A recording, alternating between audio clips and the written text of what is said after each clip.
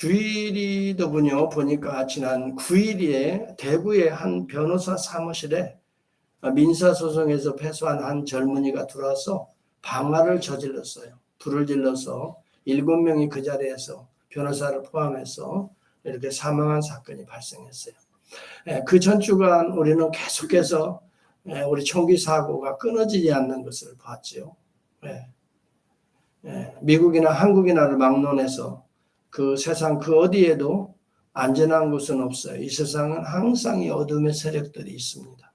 그렇지만 우리가 알아야 될 것은 이 어둠의 세력을 넘어서 있는 이기시는 그리스도가 성령으로 함께 하신다는 것을 우리가 소망 가운데 붙들어야 됩니다. 이 믿음이 없이는 어둠 가운데 우리가 실망하고 낙심하고 좌절하고 절망하기가 쉬워요. 21세기 C.S. 루이스라고 불리우는 필립 얀시라고 하는 영성가가 있습니다. 그는 현대에 일어나는 수많은 죄악상에 혀를 내두르면서 악으로 둘러싸인 이 세상에 과연 하나님을 믿는 것이 무슨 소용이 있는가라는 질문을 먼저 던집니다. 그럼에도 불구하고 쭉 이어서 읽어보면 여전히 하나님의 은혜가 인간의 악보다 넘어서 있고 더 충만하기 때문에 오늘 이 세상은 여전히 존재한다. 오히려 악을 이기고 계신 하나님의 은혜의 역사를 역설적으로 증거하는 간증들이 쭉 일어나고 그 간증들을 쓴 책이 있습니다. 2007년 4월에 버지니아 공대에서 여러분 잘 아는 대로 총기 사건이 일어나서 무고한 32명의 학생과 교수들이 희생을 당했습니다. 그러나 그 이후로 전 세계에서 보내온 연민과 사랑과 연대의 메시지를 우리는 목격할 수 있었습니다. 인종 갈등으로 피냄새가 풍기던 남아프리카 공화국에도 보복이 아닌 화해의 정치가 싹트는 것을 우리가 보았습니다. 각국의 성매매 여성들이 모인 자리에서 고통과 어려움을 호소하지만 그러나 자활을 돕는 여성단체들이 함께 만나고 있고 그들을 돕고 있고 정부도 제공하지 못하는 여러 서비스, 의료 서비스들을 베풀고 버림받은 가난한 이웃들을 돕고 있는 장면도 우리가 놓쳐서는 안 되는 것입니다. 정부의 억압에도 불구하고 지금 중국에 무섭게 교회들이 성장하고 있는 것도 우리가 눈여겨봐야 할 대목입니다. 알코올 중독자들이 모여있는 그런 곳에서도 AA라고 알코올 중독자 갱생회라고 그분들이 곁에서 돕고 있는 것을 우리는 또 봐야 됩니다. 장애인들이 수도 없이 고통과 어려움이 있지만 그들을 사랑으로 돕고 있는 자들의 따뜻한 손길도 우리가 있다고 하는 사실을 잊어서는 안 되는 것입니다. 그 모두가 하나님의 은혜가 이런 어려운 세상 속에서도 더 넘치게 임하고 있다는 사실을 우리에게 보여주는 증거인 것입니다. 여러분이 아는 대로 아이슈비츠 생존자요 노벨 평화상을 받은 작가가 있습니다. 엘리 비젤이라고 하는 작가입니다. 그분이 유명한 랍비와 대화를 하면서 이런 이야기를 합니다. 600만 유대인이 이렇게 학살당한 이 현장 아이슈비츠 처형소를 당신은 보면서 어떻게 하나님을 믿을 수 있습니까? 질문을 던집니다. 랍비는 한참을 말없이 있다가 겨우 들릴락 말락한 소리로 이렇게 답변합니다. 아이슈비츠 이후로 어떻게 하나님을 믿지 않을 수 없습니까? 그러면서 그 대화를 이어갑니다. 비제는 결론적으로 이렇게 말합니다. 아이슈비츠로 보여지는 어두운 이 세상에 궁극적으로는 하나님 외에 무슨 소망이 남아있는가를 역설적으로 던지는 것입니다. 이 말은 하나님만이 유일한 소망이다 이 말. 사람들이 문명이 과학이 우리의 소망이 아니라 무기가 어떤 경쟁력을 갖춘 군사력이 우리의 소망이 아니라 하나님만이 유일한 소망이지 않는가. 이런 이야기를 역설적으로 던집니다. 우리가 지금 어려운 환경을 21세기를 지금 지나가고 있습니다. 이런 환경 속에서도 우리가 때때로 낙심하는 일들이 주변에 많이 있지만 낙심하지 맙시다. 이 가운데 하나님의 역사나 주권적인 섭리는 여전히 흐르고 있다는 사실을 우주적으로 볼 뿐만이 아니라 또 민족적으로나 또한 우리 개개인적으로 여러분 우리는 느낄 수가 있습니다. 여러분 소련이 이렇게 또 침공을 해서 많은 이런 난민들이 발생하기도 하고 희생도 치르지만 이후로 돌아가는 하나님의 섭리의 손길을 한번 살펴볼 수 있기를 바랍니다. 하나님은 여전히 역사하고 계시고 그곳에서도 하나님께서는 승리하고 계시는 것을 우리는 조금 이후에 아니 지금도 이어가서 이제 하나님의 승리가 목전에 이제 우리에게 주어질 것이라고 저는 믿습니다. 오직 하나님만이 유일한 소망인 것을 우리는 깨달아야 합니다. 스데반의 설교도 이스라엘의 역사를 쭉 이야기하면서 아브라함부터 시작하는 이스라엘의 역사 이야기하면서 아브라함의 위대성이 아니라 그 뒤로 나타나는 요셉이 민족을 구원한 위대성이 아니라 모세가 등장해서 이스라엘을 홍해를 건너서 구원한 모세의 위대성이 아니라 다윗이 성전을 짓고 그 다음에 솔로몬이 성전을 준비하고 솔로몬이 성전의 위대성이 아니라 이어져 내려가는 이 구속의 역사를 쭉 보면 하나님의 주인공 되시는 하나님의 승리가 그리스도에게도 이어지고 있다는 것을 지금 설명하려고 하는 것입니다. 여러분 아브라함의 이야기를 우리는 이미 나눴습니다. 우상의 도시에서 아브라함을 불렀습니다. 이것이 하나님의 은혜인 것입니다. 생각해 보면 여러분이나 저가 동일한 우상의 세계 조상들이 섬기던 그곳에서 우리는 선교사들을 통해 복음을 영접하지 않았습니까? 아브라함이나 별로 다를 바가 없는 하나님의 은혜가 이미 우리에게 주어져 있지 않았습니까? 디모데후서 1장 9절에는 하나님이 우리를 구원하사 거룩한 부르심으로 부르심은 우리의 행위대로 하심이 아니요. 다시 합시다. 우리의 행위대로 하심이 아니요. 오직 자기 뜻과 영원한 전부터 예수 그리스도 안에 우리에게 주신 하나님의 은혜로 하심이라 그랬어요. 여러분과 제가 무슨 잘나고 이뻐서 구원한 것이 절대 주권적인 하나님의 창세 전 영원 전부터 이것을 칼빈은 저항할 수 없는 하나님의 은혜라고 말합니다. irresistible grace라고 말합니다. 우리 인간의 의지가 아무리 강력할지라도 하나님의 은혜를 거절할 수 없는 것입니다. 이길 수가 없는 것입니다. 이 세상에 우리가 인간이 타락하고 이 세상이 아무리 죄악에 관영해도 하나님이 베풀고자 하는 은혜를 거역할 수는 없어요. 그 힘을 여러분 세상은 갖고 있지 않습니다. 예수 그리스도를 십자가에 죽이시지만은 그러나 여러분 뱀이 승리하는 것 같지만 꼬리만 살짝 아니요 발꿈치만 살짝 밟았다라고 창세기 3장 15절에 말한 발꿈치 정도 뱀이 물어야 별 볼 일 없는 겁니다. 여러분 예수 그리스도는 죽은 자 가운데서 사흘 만에 다시 일어나서 뱀의 머리를 파서버렸다. 이깨어 버리고 말았다. 하나님의 승리를 말해주고 있는 거예요. 여러분 죄가 있다고 해서 불안하거나 초조할 필요는 없어요.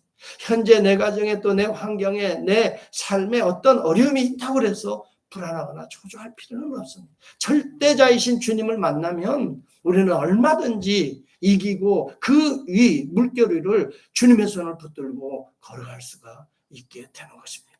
제가 최근에 존 파이퍼가 쓴 섭리라고 하는 책을 한 권을 구입해서 보고 있어요.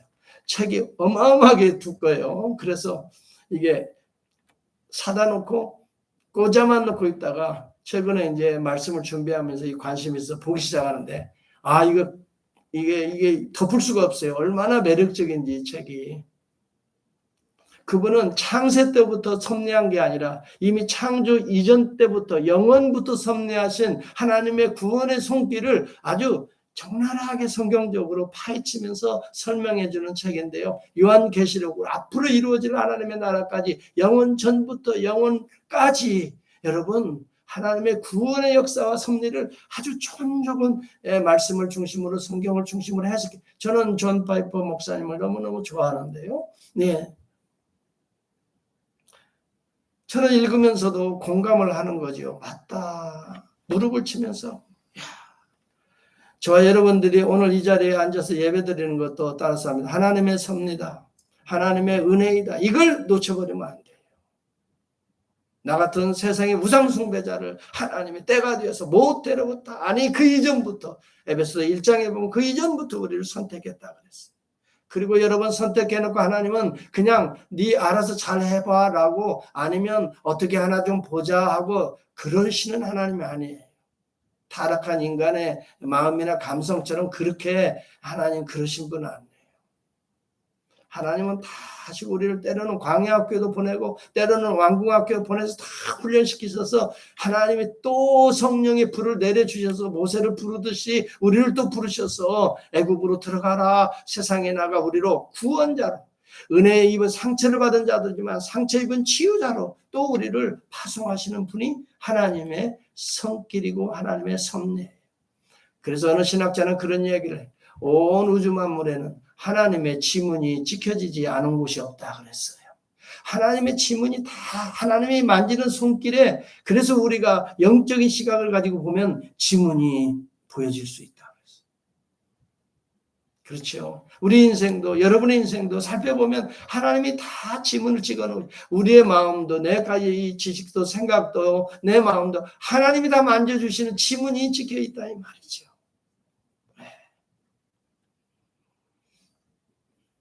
하나님의 은혜는 우리의 인간의 자유의지보다 앞서 있습니다. 위에서 있습니다. 월등합니다. 제가 어렸을 때 여러분들도 그렇지만 제가 지금 기억은요. 이빨이 흔들리면 그것을 이제 부모님들이 알게 되면 특히 아버님은 저를 불러다 놓고 만져준다고 그래요. 그래서 이렇게 입을 대잖아요. 그러면 살살살살 처음에 이걸 살살살살 해요. 그러니까 안 아프단 말이에요. 근데 어느 순간 팍 눌러버린단 말이에요.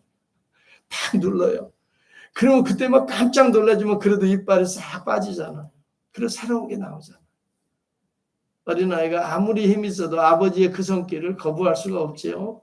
아빠가 앞으로 빼든 밑으로 눌러서 한순간 하더라도 우리가 그 순간은 아픔이 있지만 그러나 그 뒤에 새로운 것을 우리는 맛보게 되잖아요. 아버지는 그걸 알기 때문에 아들의 이 썩은 이빨들을 뽑아내는 거예요. 빠져야 될 이빨들을 뽑아내는. 때로는 하나님께서 우리에게 그런 것들을 작업하실 때가 있거든요. 눌러 뽑든지 빼고 뽑든지 하나님이 그래서 새로운 것들을 돋아나게 하시는. 요셉도 보세요. 여러분 팔렸지만 17살이면 정말 어린 나이에 애굽으로 종으로 팔렸지만 하나님이 은혜를 베푸셔서 거의 성경에 보면 하나님의 은혜를 주시니 하나님이 보디발의 집에도 은혜를 주시고 여러분 감옥에 들어가는데도 거기에도 하나님의 은혜를 간사장에게 은혜를 주시고 왕궁에 들어가는데 거기에서도 은혜를 주사 그 해몽을 하게 하셔서 마침내 총리 대신이 되어서 구원자의 삶으로 살게 하시는 총리가 되어서 성공했다가 아니에요. 이것이 바로 성공 신학입니다. 아닙니다. 여러분 우리는 알아야 됩니다. 성공이 우리 그리스도인들의 목적이 아니에요. 우리의 목적은 성공을 통해서 그 자리를 통해서 세상 사람들은 성공이라고 하지만 그 자리를 통해서 하나님의 구원자의 역할, 치유자의 역할을 하는 것이 진정한 의미의 비브리컬 성공이에요. 하나님의 그 위치를 통해서 굶주린 자들을 양식을 주잖아요. 이게 구원자로서의 치유 아니에요. 특별히 여러분 가나안에서 고통당하고 있는 그 식구들을 다 구원하잖아요. 그들을 평생을 책임지잖아요. 이것이 바로 하나님의 악한 인간의 행동에도 불구하고 나타난 하나님의 주도적인 섭리예요. 여러분 요셉이 그래서 그 형제들에게 그런 얘기한다고요. 당신들이 나를 이곳에 팔았음으로 인하여 근심하지 마소서. 하나님의 큰 구원으로 당신들의 생명을 보존하고 당신들의 후손을 세상에 두시려고 나를 당신 앞서서 보내셨나요? 아니 여러분 이거 한번 보세요. 너무 놀랍지 않아요? 형들은 팔았잖아요. 분명히 은 20에 미디안 상고에 팔았다고요. 그런데 이것을 요셉은 어떻게 해석하지요? 하나님이 미리 앞서서 보내신 걸로 해석해요. 똑같은 사건인데. 일반 역사는 아마 유대인의 역사나 일반 애굽의 역사에서는 바른 것으로 기록할 거예요. 팩트 체크해 보세요. 바른 것으로 기록될 거예요. 그런데 하나님의 역사에는 미리 보내신 것으로 해석을 하는 거예요. 이게 구원의 역사예요. 이게 하나님의 은혜의 역사예요. 참 놀랍잖아요. 그런즉 이리로 보낸 자는 당신들이 아니요 하나님이시라. 여러분, 우리 인생의 역사를, 주체를 내가 인간으로 삼는 자가 있고 하나님으로 삼는 자가 있다는 것을 제가 언젠가 설교했어요. 그래서 우리의 주어를 바꿔야 된다. 내가가 아니라 하나님이 우리는 목적어나 보어가 되어야 된다. 그럴 때에 우리의 인생이 복된 길로 나가게 된다. 사랑하는 성도 여러분, 여러분의 주어가, 여러분의 인생의 주체가 하나님이 될 수 있기를, 주 예수 그리스도가 되시고 오늘도 인도하시는 주체가 성령님이 될 수 있기를, 삼위일체 하나님이 될 수 있기를 예수 그리스도의 이름으로 축복합니다. 정말 내 인생의 주체가 하나님이시라면 조금 환경이 바뀌어도 두려워하잖아요. 하나님은 나를 망하게 하실 분이 아니시다는 걸 알기 때문에, 망하게 하시려고, 이 파도에 여러분 망하게 하시려고 나를 부르신 하나님이 아니에요. 하나님이 그렇게 무지하신 하나님이신가요? 하나님이 모르고 실수로 부르셨나요? 천만에요. 하나님의 부르심에는 후회하심이 없다고 그랬어요. 후회하심이 없다고 그랬어요. 철저히 하나님의 주권 섭리 사관입니다. 이것을 믿고 믿음으로 순종해 나가는 것이 우리들의 신실한 믿음의 반응, 인간의 반응이 되어야 되는 것입니다. 하나님의 은혜에 대한 신실한 반응이 우리를 행복하게 만들고 우리를 구원하게 만드는 것입니다. 하나님은 우리에게 그런 은혜를 베풀어 주시는데 등 돌리고 있다거나 은혜에 반응을 하지 않는 것은 그만큼 우리의 인생에 고통을 여러분 창출하는 것입니다. 여러분, 모세도 나일강에 던져졌잖아요. 그렇지만 하나님이 그를 건져서 구원자로 삼잖아요.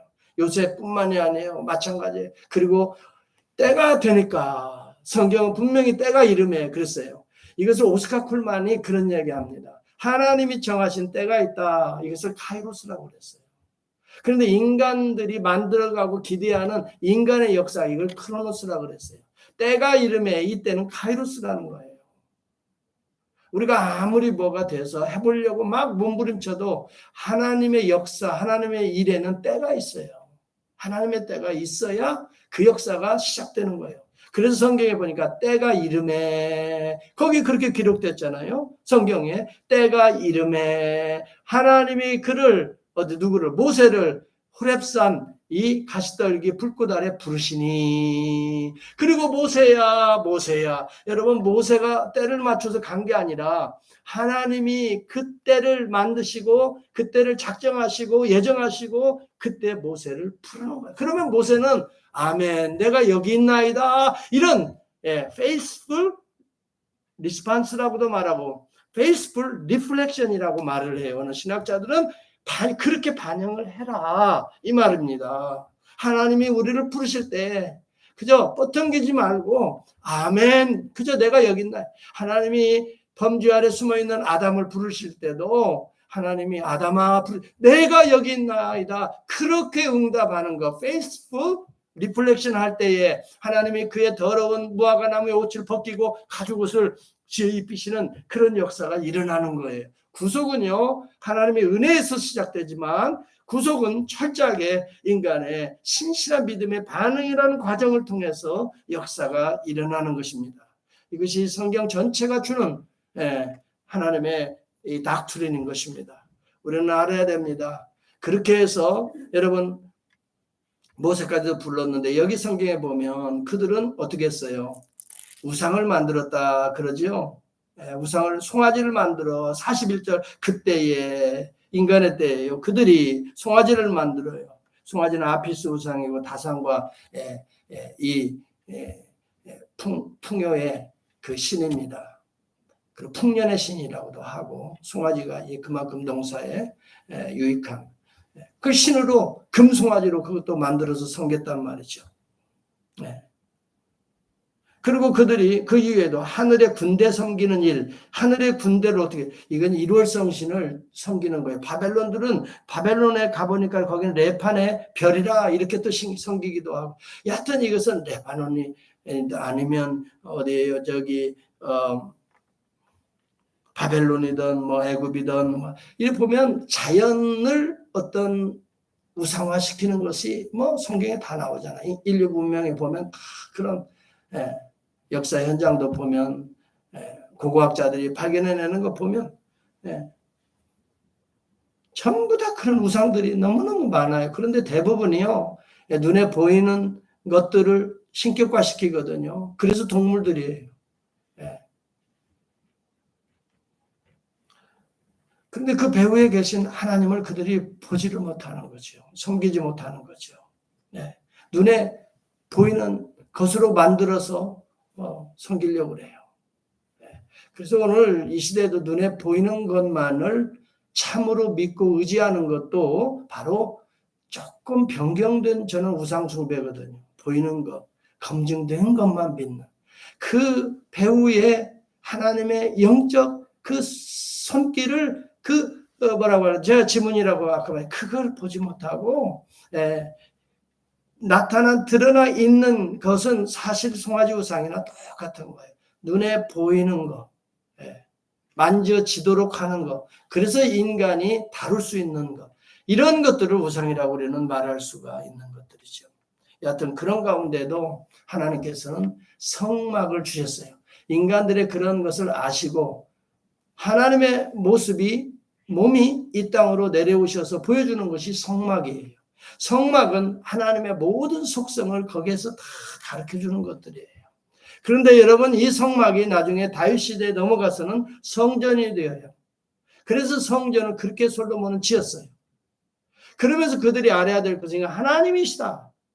하나님이시다가 이 쌓은 돌이 하나님이 아니라 하나하나의 성물이 의미하고 있는 하나님의 구원의 원리들을 그들이 깨달았어야 되는데 그건 깨닫지 않고 성전 자체를 우상화시키는 거, 또 다른 송아지를 만드는 거예요.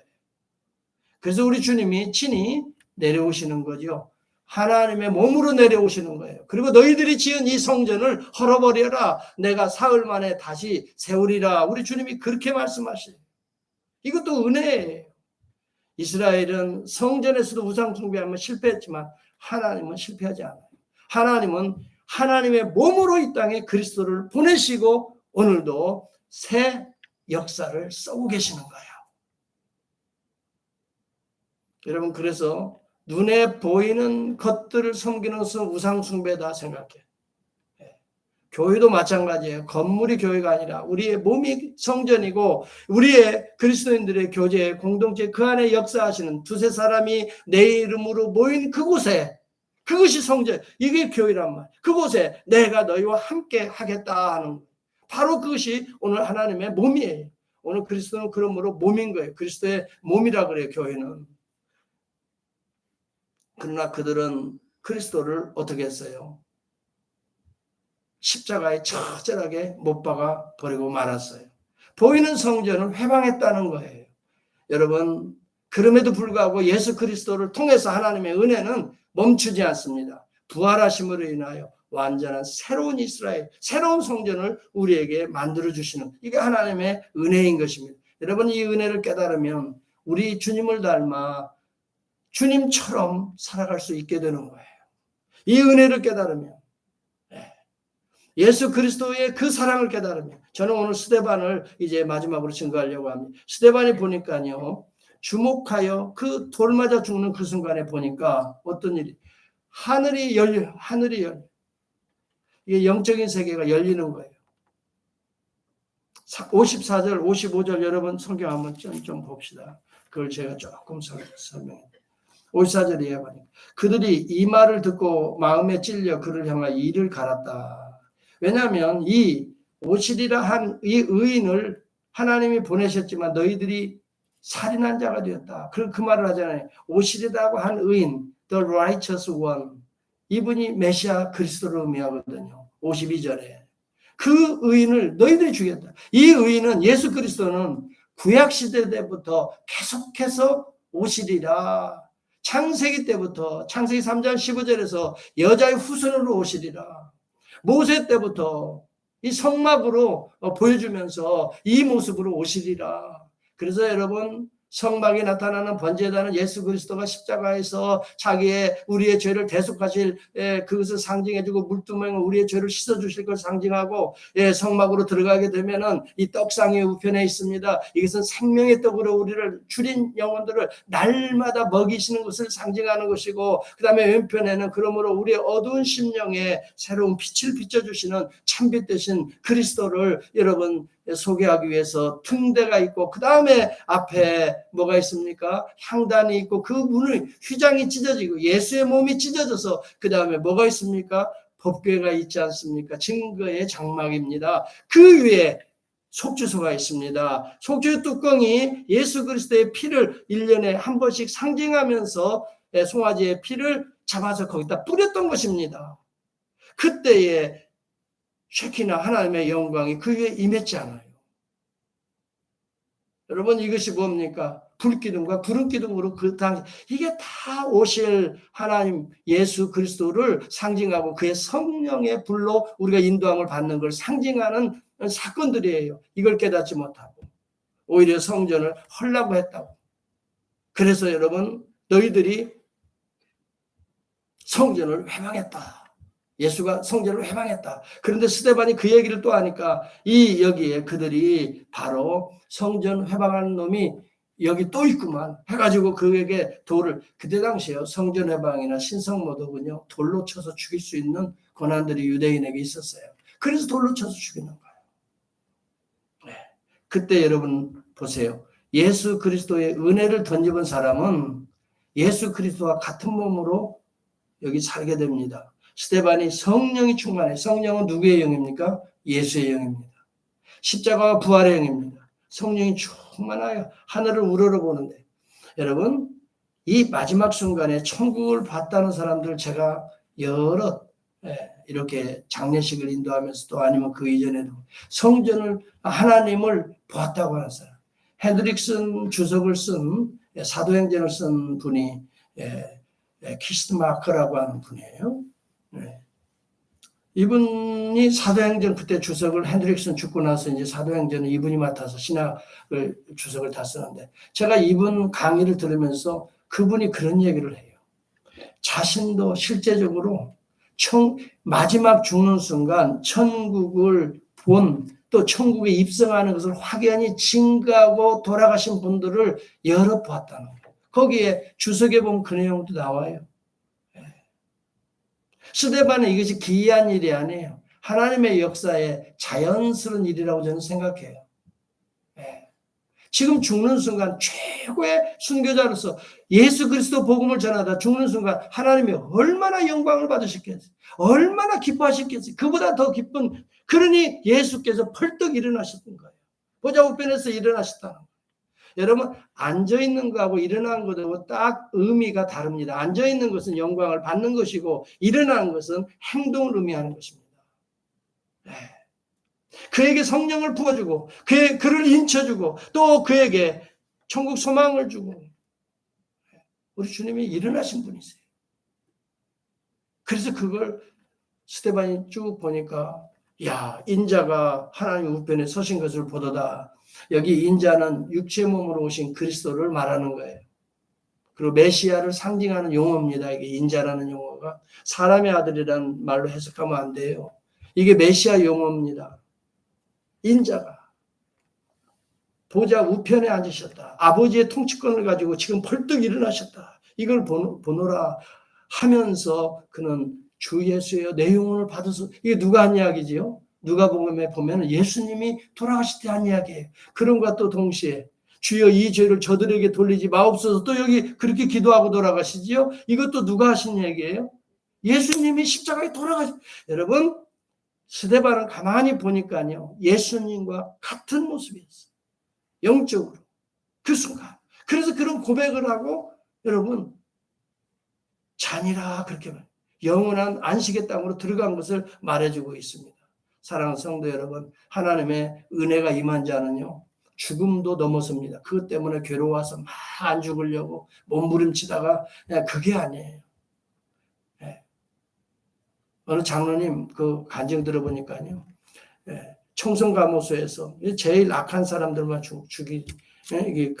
투옥하는 청송감호소에서 사형수들이 많이 이제 사형장에 가는데요. 신앙이 있는 사람하고 없는 사람하고 확연히 달라진다. 신앙이 있는 사람들은 찬송하면서 감사하면서 간대요. 노래하면서 물론 인간적으로는 떨리고 마지막 그런데도 찬송하면서 담대하게 가고 마지막 할 말이 무엇인가. 물론 어머니 얘기도 하겠지만 주님께 영광 돌린다고 하고 담대하게 가는데 천사의 얼굴로 갔다는 거예요. 그분이 원래 그렇게 믿음이 없었던 분인데 그것을 보면서 자신이 예수 믿는 거하고 안 믿는 게 이렇게 다른 거야. 그런데 안 믿는 사람들, 특히 어떤 사람 직분이 있는데도요, 뭐 그런 사람들 다 부러워. 그냥 안 끌려가려고, 그냥 파락을 하고, 그렇게 힘이 또 세다네, 마지막 순간에. 그런데도 이제 결국 죽게 되는 그 순간까지 바락바락하고. 그런데 여러분, 하나님의 영이, 성령의 영이 은혜 가운데, 우리 가운데 인도하시면 우리는 어떤 죽음 앞에서도 이렇게 천사의 얼굴과 같이 담대하게 예수 그리스도가 하는 것처럼 구속의 언어를 쓰는 거예요. 이 구속의 언어거든요, 이게. 내 영혼을 부탁하나이다 하면서 뭐예요? 아버지 저들의 죄를 어떻게 해요? 용서해달라고, 씻어달라고, 이 피로 씻어달라고, 스데반의 피로 씻어달라고. 그래서요, 이 키스트마크 교수가 그런 얘기를 해요. 무슨 얘기를 하냐면, 물론 그렇지 않아도 저들의 죄를 용서 하나님이 하셔서 또 참 역사가 이루어지겠지만은 여기에 사울이 등장하는데 이 안에 사울이 구속받은 것은 이 안에서 사울이 스데반의 기도의 영향도 있었다. 이렇게 해석하는 분이 있더라고요. 깜짝 놀랐어요. 스데반이 그렇게 기도했단 말이에요. 아버지 저들의 죄를, 왜냐하면 그 모든 스데반을 죽이는 스토닝하는 총체적인 책임을 누가 지고 있었어요? 사울이라고 하는 청년이 지고 있었단 말이에요. 청년 앞에 청년 앞에 두니라 그랬죠. 58절에 사울이 그냥 이것도 은혜다 이 말이에요. 하나님의 은혜가 여러분 사울의 회심 이전에 임하고 있다는 거예요. 이것을 생각한다면 우리가 어떤 환경에서도 때로는 주님을 거역하고 그런 환경에서도 하나님의 은혜는 임하고 하나님께서 선택한 자는 반드시 구속하신다는 이 놀라운 메시지를 우리 가운데 지금 보여주고 있는 거예요. 하나님의 은혜 없이는 우리가 살아갈 수가 없습니다. 그러므로 우리가 주위에서 사모해야 될 것이 하나님의 은혜입니다. 여러분 공기 없이 호흡하며 살아갈 수 없습니다. 그런데 공기도 보니까요 하나님의 은혜예요. 질소가 78%예요. 산소가 21%예요. 나머지는요, 이산화탄소도 0.4 얼마가 되고요. 뭐 여러 가지 요소들이 그 가운데 있어요. 그런데 산소를 많이도 아니고 질소가 가장 많아요. 질소는요, 역할이 부패를 방지합니다. 산소를 우리가 호흡한다는 것은 우리 안에 장기들, 우리 안에 음식물들을 움직이고 있는 그것이 썩어버리면 끝나요. 그래서 이게 제일 많이, 질소를 제일 많이 하나님께서 주신 거예요. 질소 78%가 호흡하는 공기 중에서 우리 몸을 썩음을 방지해요. 그 다음에 21%가 우리를 살아나게 만드는 거예요. 그런데 21% 많이 나오면 어떻게 돼요? 산소를 더 많이 아니면 적게 나오면 어떻게 될까요? 많이 나오면 산화가 돼요.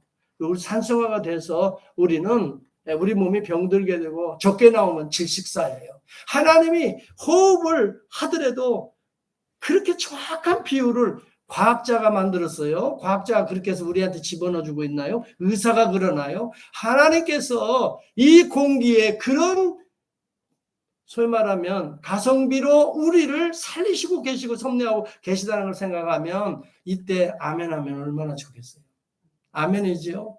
호흡하는 우리는 아무것도 아닌 줄 알았는데 세상에 질소 78%와 21%의 산소를 해서 우리 몸을 살리는 그 철저한 하나님의 주권적인 섭리 얼마나 우리에게 필요한 것은 뭐냐면요 다른 거 아닙니다. 따라서 하나님의 은혜가 절대적으로 필요하다. 은혜를 먹어야 살고 하나님의 은혜를 입어야 우리는 기식하며 살아가고 영원한 천국까지 갈 수가 있어요. 그래서 날마다 하나님 은혜를 주세요. 나는 연약합니다. 인정할 수밖에 없어요.